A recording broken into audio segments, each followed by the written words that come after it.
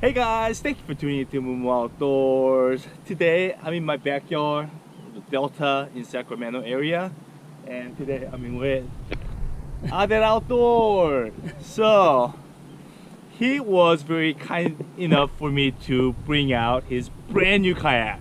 Never been underwater, but I'm gonna be the first person who's gonna be underwater. Let me show you guys what it is. This is a brand new kayak on the market, Lightning Kick 106. Look at that. Beautiful. Pretty color. They come in with 3 different colors. One is kind of blue slate. This one I think is a seafoam. Yeah. What's the other color? Oh, and the green. So before I get on the water, let's do a little quick walkthrough of this kayak. So this kayak is a 10.5 feet long. So if you look at the bow, it's got, first of all, it's got a handle here, kind of like a Hobie. Doesn't have a front hatch, but it's got the front storage area. And of course, it comes with the drive. As you can see, it has a different fin on it right now. But the main part of the drive is the original Lightning, and it comes with this fin. But Ahh Dat Outdoors replaced it with the Hobie turbo fin, so it will go a little faster. Besides that, he installed the Scotty, but it does come with the track mount, or gear track I should say. And he installed the Garmin Striker fish finder on there as well. With the aluminum frame seat, I'll be testing how comfortable it is. It's got the side handle on the one side, steering here, and it's got the paddle park right there on the right side. Let's see, 2 flush mount rod holders, rear tank well, and it's got a gear track back here as well, rear handle, and the drain plug in the back. So if you look at underneath the kayak, you're gonna see the rudder. Got in the hull rudder, and if you look at the hull of the kayak, it's kind of like a tri-hull, so it's going to give you a lot of stability, I think. And also it's got the transducer mount as well. So how much is this? $15.99. $15.99. So it's very comparable to Hobie Passport 10.5. Pretty much the same price, but I believe this one is a roller mold, so it's 1 piece, not 2 pieces put together. Oh, this one is made in USA as well. There it is. I'm going to be the very first person to test this thing out. All right, now I'm on the kayak, Lightning Kick 106. So like I always do, I'm going to be doing a paddleability test real quick.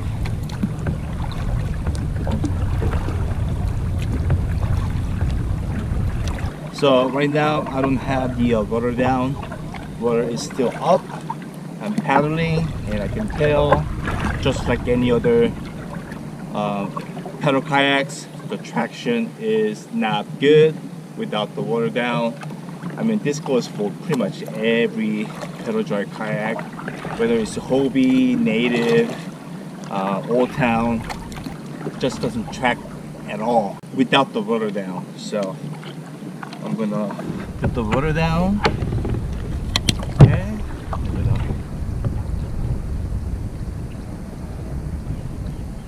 Go straight.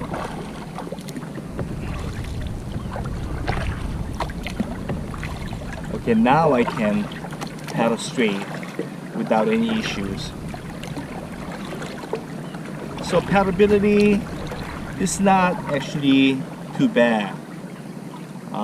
Considering this is a 10.5 foot kayak, pretty short, and 32 inches wide, which is not the widest, but it's pretty wide too. So casually paddling, not much effort into it, and I'm going in about 2.6 to 2.75 miles per hour. So I'm gonna put some effort into this. not too much, but you know, steady effort, steady workout.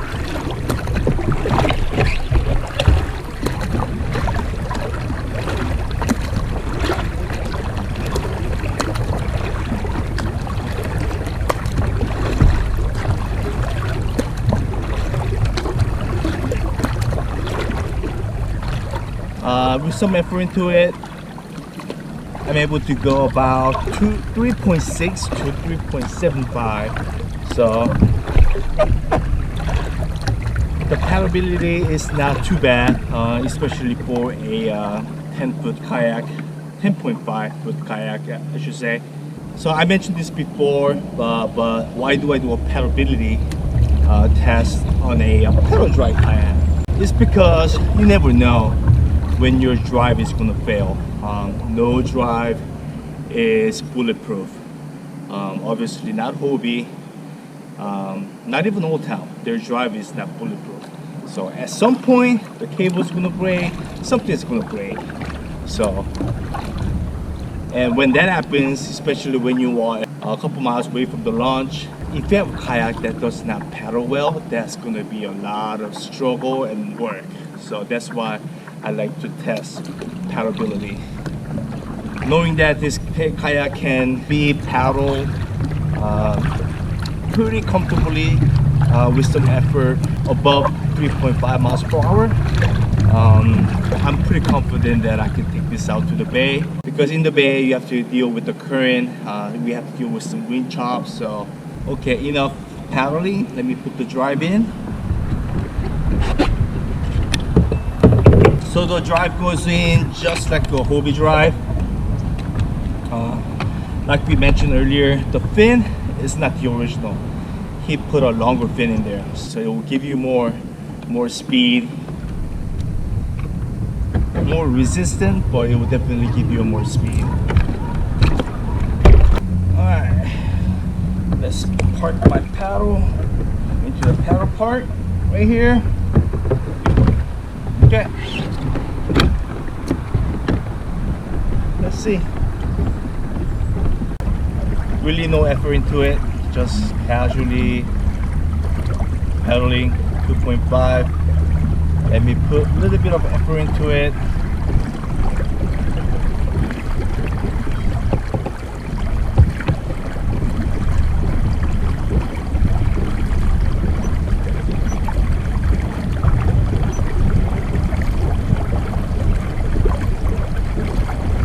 Yeah, I'm going at about 3.5 right now.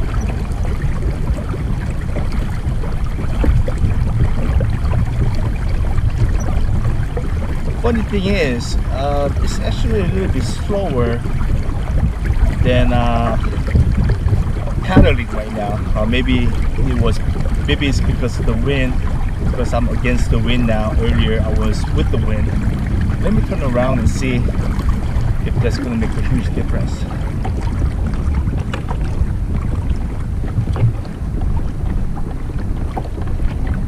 So turning radius right now is really tight. This is a 10-foot kayak, so it's gonna be super maneuverable and can really turn on a dime, really tight. So I'm going with the wind a little bit, just like I was paddling. Let's see.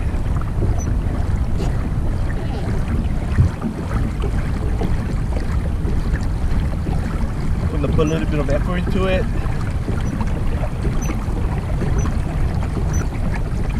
Yeah, I'm pretty much getting the same speed as with the paddle. If you've been following my channel, I've been paddling almost exclusively for last year, so I did kind of gain a little bit of technique, so it feels more natural paddling for me now than using my legs. So super tight corners.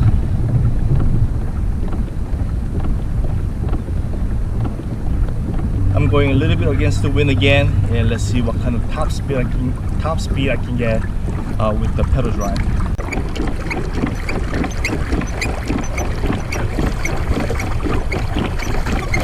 4 miles per hour. 4.5.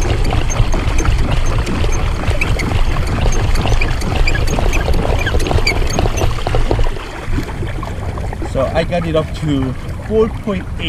I put the pedals a little bit closer to me this time. See if I can get more thrust into it. 4.5. Okay. I got it up to 5.02 miles per hour. I don't think I can get any faster than that. I think that's pretty much the limit for this kayak, because at a certain point, it's not about how fast you can pedal. It's more of the haul speed. Every kayak, every hull design have its like speed limit. All right, stability.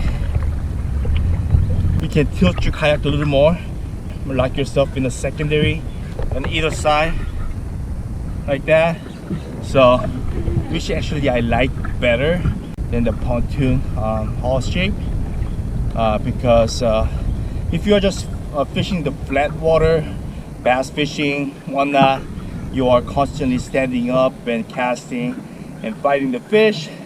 Pontoon will be great because it's going to give you more of a primary stability. But when it comes to the rough waters, I personally like to rely on the secondary. I can tilt and control my kayak depending on which direction the wave is coming at me. If the wave is coming from my right side, I can tilt my kayak and stay pretty much horizontal and not be parallel to the wave. Since we're talking about stability, let me stand up on this and see how stable standing up. So standing up is easy. It does definitely feel rocky because it's a tri-hull. Like once again, you can really engage the secondary stability.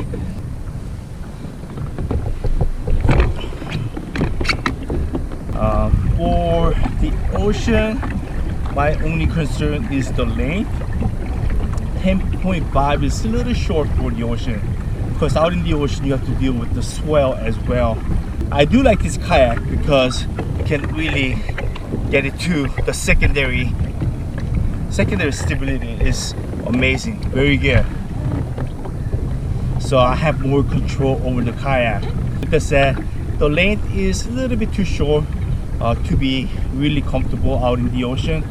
On a calm day, yes, but even on a calm day, you don't want to really go out too far, and weather can turn and get rough real quick.